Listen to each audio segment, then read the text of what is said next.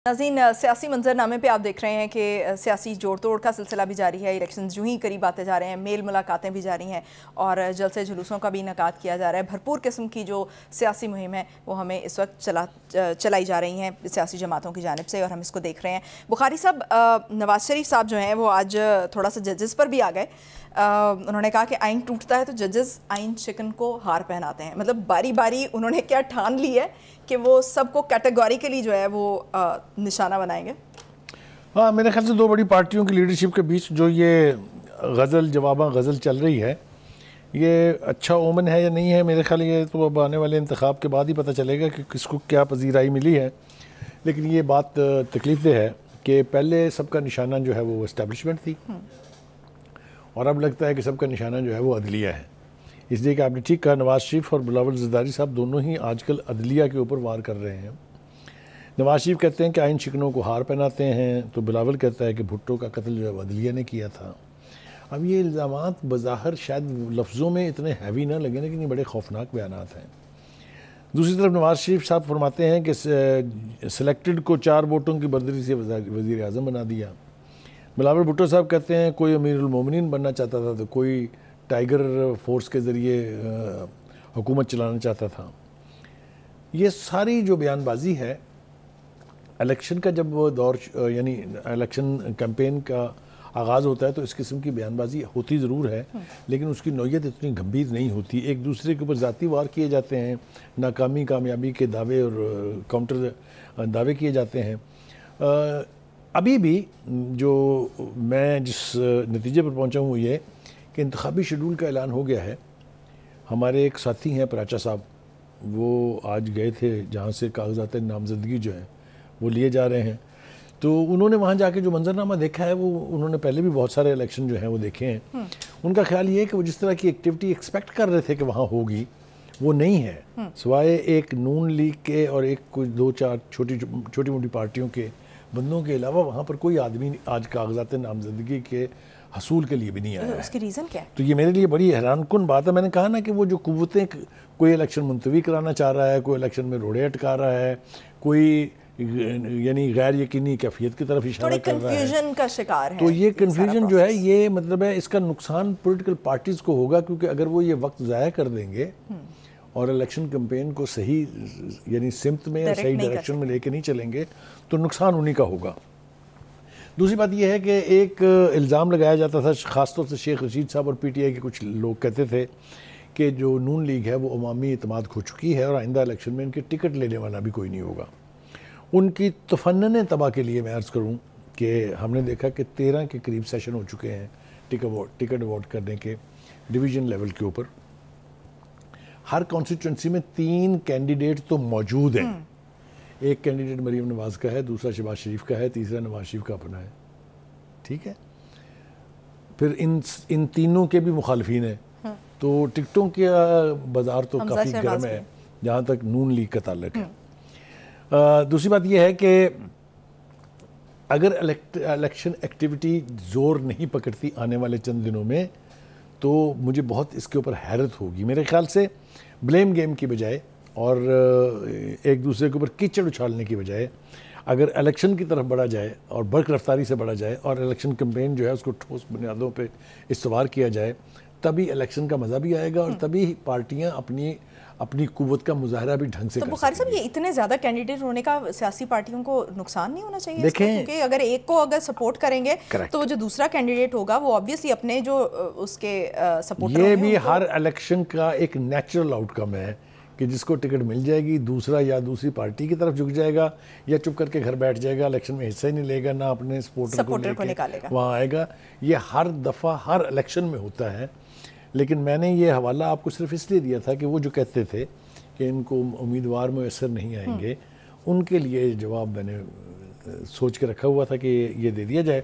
लेकिन having said that, मेरे ख्याल से अब पार्टीज़ को इलेक्शन डेट دل میں بٹھا لینی چاہیے کہ 8 فروری کو الیکشن ہو رہے ہیں سیریس ہو کے اس پہ کیمپین، اور اگر وہ تاخیر کریں گے اپنی پارٹیوں کو آرگنائز کرنے میں، اپنی الیکشن کیمپین کو ترتیب دینے میں، تو نقصان ہونی. اچھا بخاری صاحب، ایک اور رویہ ہم دیکھتے ہیں کہ جو نون لیگ ہے وہ یوتھ کو نہیں لا رہی ہے سامنے، جو ینگسٹرز ہیں وہ نظر نہیں آ رہے ہیں. ہمیشہ جو ہے کچھ سینئر جو کینڈیڈیٹ ہیں وہ ہوتے ہیں، سینئر قیادت میں سے ہوتے ہیں یا سینئر ہوتے ہیں جو اولڈ ایج ہوتے ہیں، ینگ پیپل کو وہ ایڈریس نہیں کر رہے. اس کی وجہ کیا ہے اور یہ کب کریں گے؟ دیکھیے، پہلی بات تو یہ ہے کہ نیشنل الیکشن جس کو آپ جنرل الیکشنز کہتے ہیں، اس میں کبھی بھی یوتھ براہ راست یعنی لینڈ نہیں کرتے ہیں.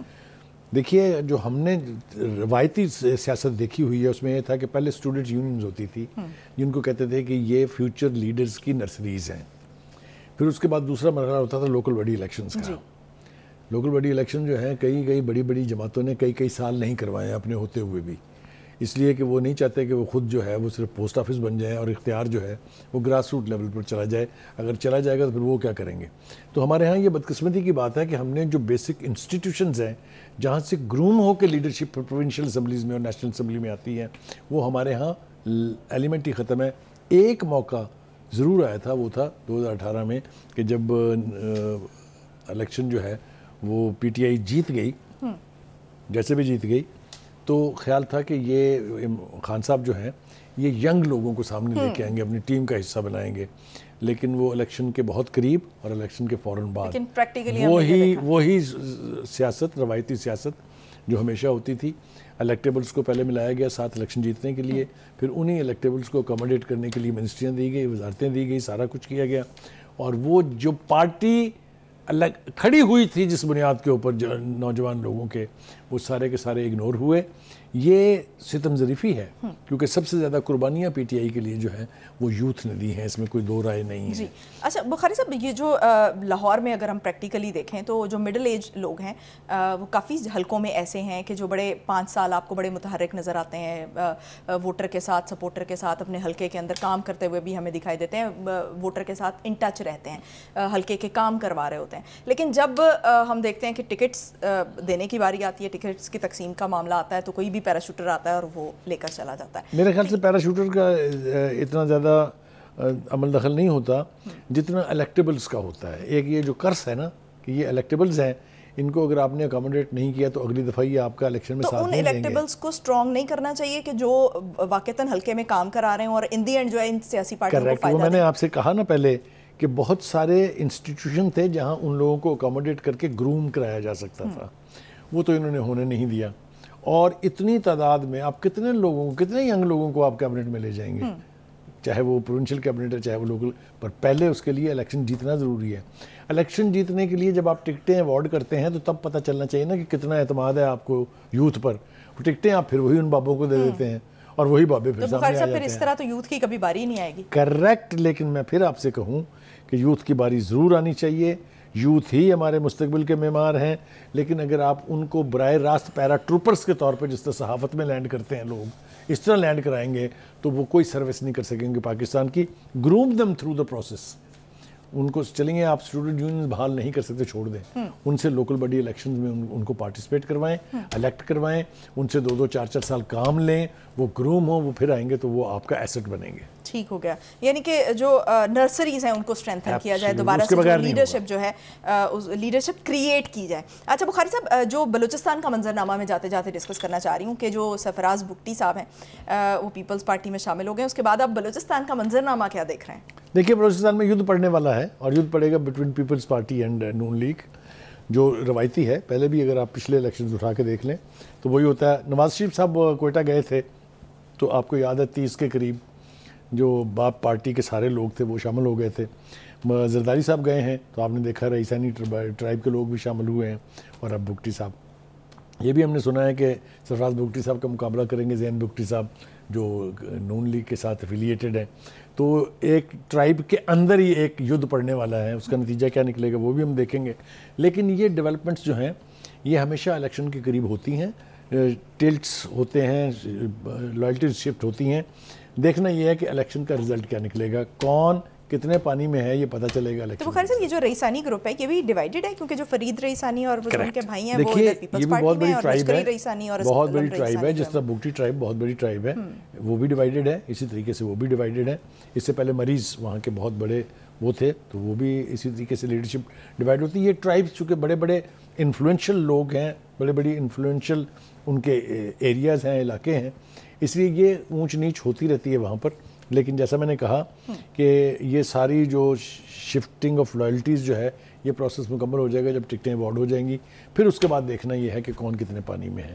Late us wait and C.